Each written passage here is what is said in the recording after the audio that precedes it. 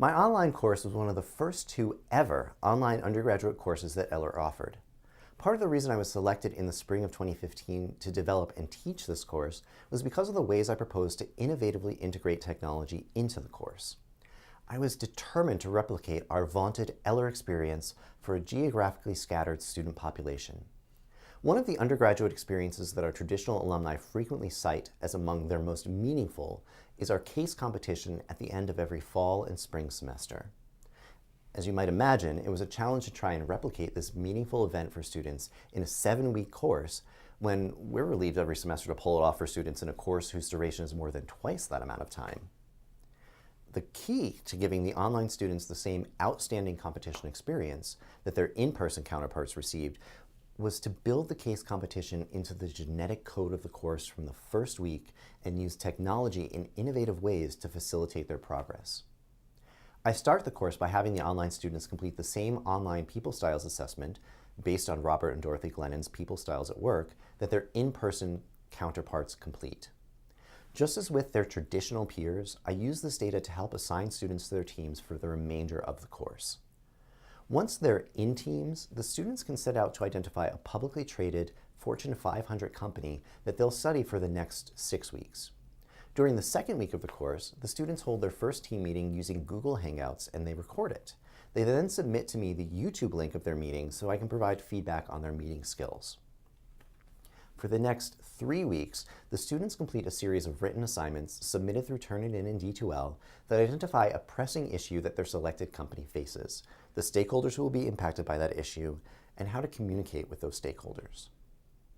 Starting in week 5, the students deliver a series of 3 presentations to me using Adobe Connect. The first 2 presentations require the students to present their research and then their recommended communication strategies to address the issues they've identified.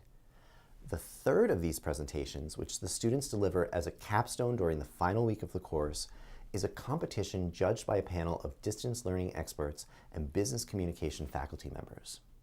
In the latest rollout of the course this spring, we ended up hosting 3 mini competitions between 3 or 4 teams each on Friday, Saturday, and Sunday of the final week.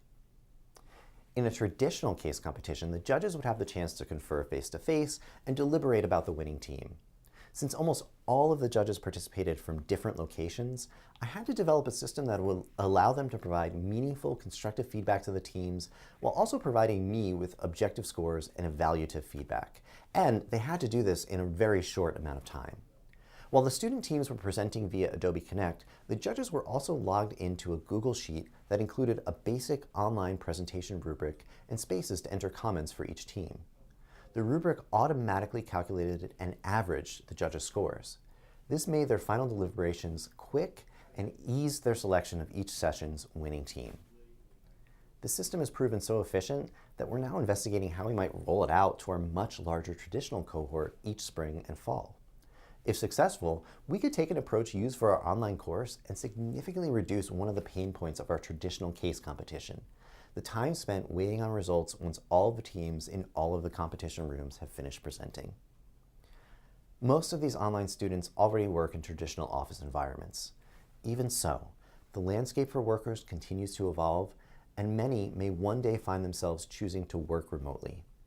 If and when that day comes, these students will have a leg up on their colleagues because they will have already had to use practical technology to bridge the digital divide and think critically about how, when, and why they use technology to engage with coworkers and customers.